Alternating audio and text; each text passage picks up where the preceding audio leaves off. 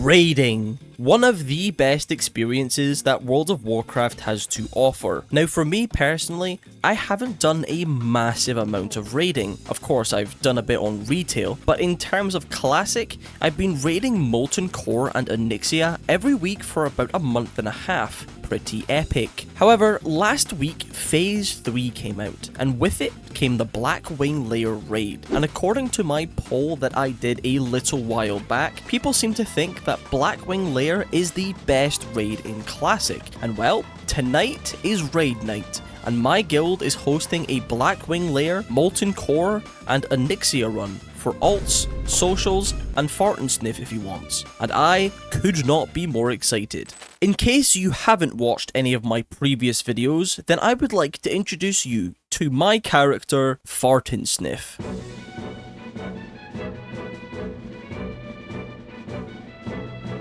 Before the raid happens tonight, we have some things to do. Firstly, get tuned for Black Wing Lair, which is a pretty simple process. Secondly, with the Phase 3 patch, we got a new warrior quest that will allow us to get the Diamond Flask, which is easily one of, if not the best trinket in the game currently. And lastly is to get world buffs, which should be pretty easy. So first things first, get attuned. Now unlike getting attuned for Onyxia, the process for the Black Wing Lair attunement is very easy. We simply need to first kill the quartermaster outside of UBRS and collect a quest item off of him. Then we need to do a full UBRS run, and just behind the last boss there is a glowing orb. Click it and turn in the quest and you are now attuned for Black Wing Lair. Now luckily for us, I did this when the patch first came out, and there were a ton of people on the LFG tool selling UBRS IDs that are completely cleared. So since I don't need any items from the dungeon, I entered into one of these instances in order to save myself time, and that's it. The first thing is done.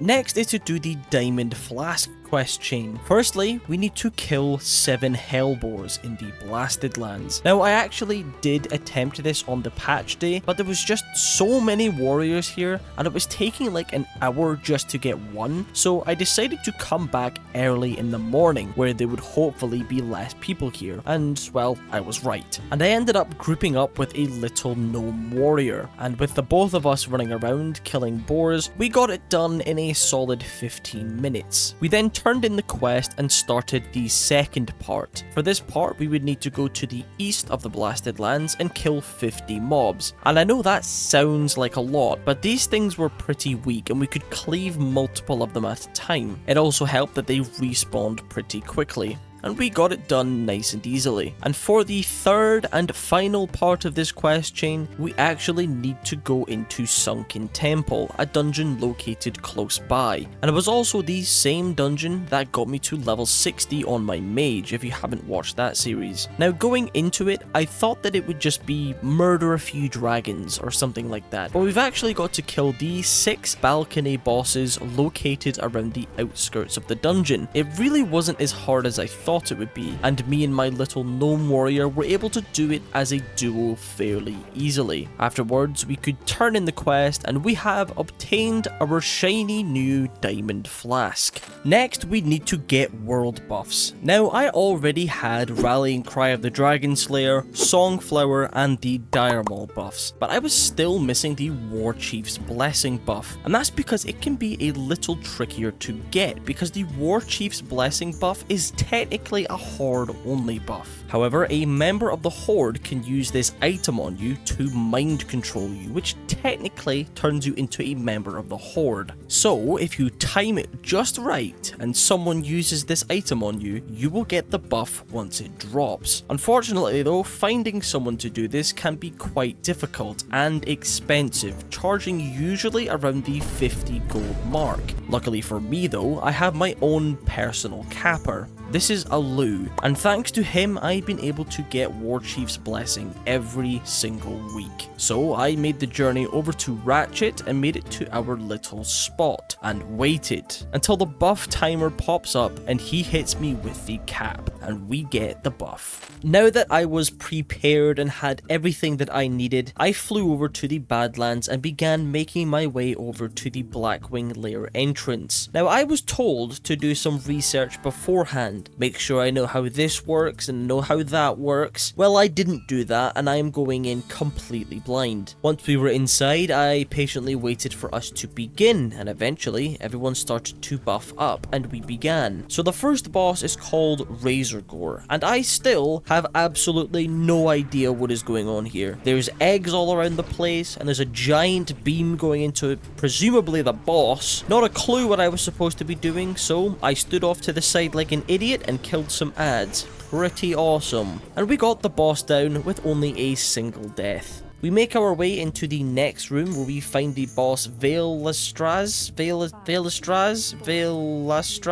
I stand on the other side of the boss with the other melee like I was told, and after the boss's monologue, the fight begins. And this was an easy one, considering I didn't even notice what the mechanics were, and after 30 seconds of smacking the boss, we get it down nice and easily. We start clearing the next room by pulling quite a few reasonably sized pack of mobs until we walk into a room that is a mage's wet dream. As we clear this room, it's probably a decent time to tell you that I get 2 soft reserves. Now, I don't know anything about the loot in this raid, or really any raid for that matter, so I looked at what the other warriors were soft reserving, and for my first one, I chose the chromatically tempered sword, a pretty nice main hand sword, I think, giving a very good amount of stats. Simple but good. And then I also soft reserved the chromatic boots. Now I mainly picked these because if I get them, then I can replace my black stone ring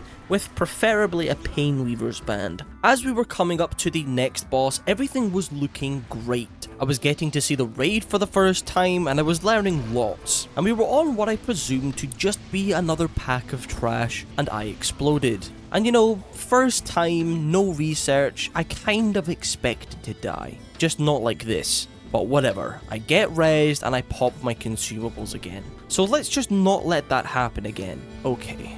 We pull the next boss, Fire Maw, which is when I was told to equip my Onyxia scale cloak, which protects the wearer from being fully engulfed by Shadow Flame. Not entirely sure what that means, but apparently it's important. Now I actually managed to figure out how this fight works, at least to some extent. The boss applies people with a debuff called Flame Buffet, which obviously is not good, and I noticed that people were standing off to the side, so once I reached 7 stacks of this debuff, I also pissed off to the side, and shortly after I returned to smacking the boss, he died. We press on, clearing lots of trash mobs until we reach the next boss, Ebonrock. Now this was a bit of a weird one. We all stood hiding behind this ramp whilst the tank took the boss to this corner, and I think that's because of his ability Shadow Flame. Basically a big AoE frontal that the tanks had to rotate. A simple but pretty cool fight. Once Ebonrock was down, we actually just do the exact same thing for the next boss, Flamegore. Now this one I actually couldn't really tell what was going on. There wasn't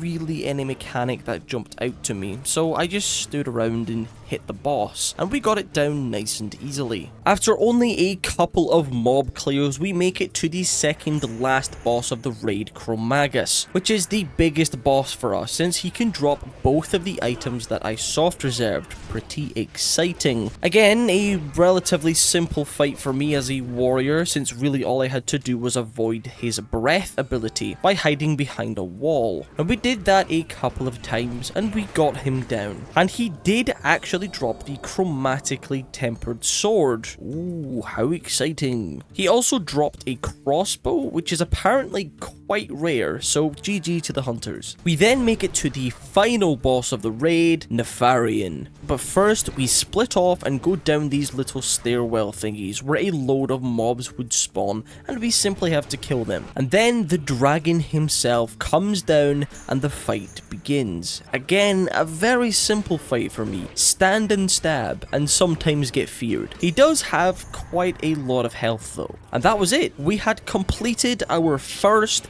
ever run of Black Wing Lair. A lot more intricate than Molten Core, lots of little things to pay attention to, and although I exploded twice in the span of 15 seconds, I gotta say it was a lot of fun. Plus I've got the chance to get myself a cool new weapon. But before we roll on the loot, we first need to take on Molten Core. Firstly, I gotta say, because I know someone is going to ask, but I did not forget Broodlord. I just had to cut him from the video due to technical difficulties, but I'm sure we will be doing more Black Wing Lair in the future. So whilst to be clear, it's worth saying that I once again get two soft reserves. Firstly, the Brutality Blade, because it's basically just a better version of the Crawl Blade, and yes, I really want a new weapon because I'm tired of my crappy mace. And secondly, the Onslaught Girdle, for very obvious reasons. I mean, this thing is absolutely insane. We make it onto the first boss, Lucifron. Does he have any mechanics?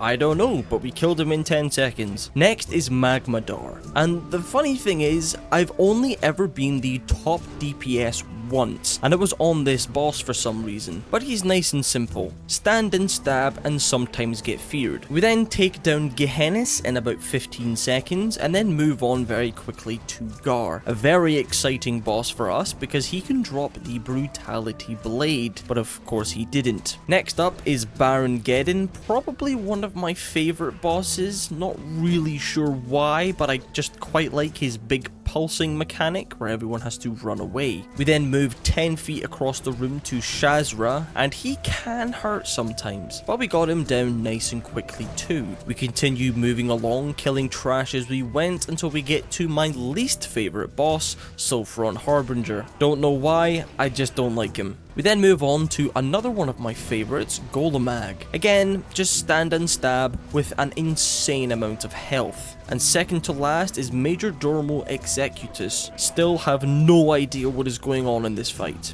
I just attack whatever is marked. Am I supposed to be doing something else? Probably. We then make the long run to the end of the raid and start to take down Ragnaros. Another exciting boss for us since he can drop the Onslaught Girdle. And that was it. We'd cleared Molten Core in about 30 minutes. We all take a portal back to Ironforge so that we could roll on the loot. Both the most exciting part of the raid, but also the most boring part, since sometimes the looting takes longer than the actual raid. So I stand there for a good while, watching item after item being passed around, until it was time. The chromatically tempered sword. This was it. This was the moment I was going to finally be able to upgrade my weapons. Well, I've been raiding for 2 months now, and I'm yet to get even a single piece of loot. But I guess that's just warrior life. Once all the loot was passed out, those who wanted to do an Onyxia run could stay in the group, and I of course stayed in the group, and we all made our way over to the raid entrance. Now, I don't really need anything from Onyxia. I mean, sure, I'll soft reserve Viscag just because, but what I'm mainly interested in is the Onyxia scales, and I know that from previous experience that I am the only skinner in these alt raids. Now, Onyxia is a pretty cool raid. Instead of lots of bosses, it's one big boss with a lot of different mechanics. Phase 1 starts and we DPS stand off to the side of her in order to avoid her tail swipe mechanic that literally just hits anyone standing behind her. Phase 2 starts and she will fly up above the raid and whelps will start to spawn from the sides, and all we've got to do is kill the whelps. Phase 3, Onyxia comes back down to the ground and we basically just do the same as Phase 1, and that's all there is to it. Of course, no Viscag, but that's kind of expected. Now, skinning this thing, I got 4 scale of Onyxia, and at the time of me recording this, they were sitting at the 250 gold mark each. Of course, I gave one to the guild, but 750 gold for a chance at getting this CAG is a pretty good sounding deal to me. I hope you all enjoyed today's video because I enjoyed making it. I always do.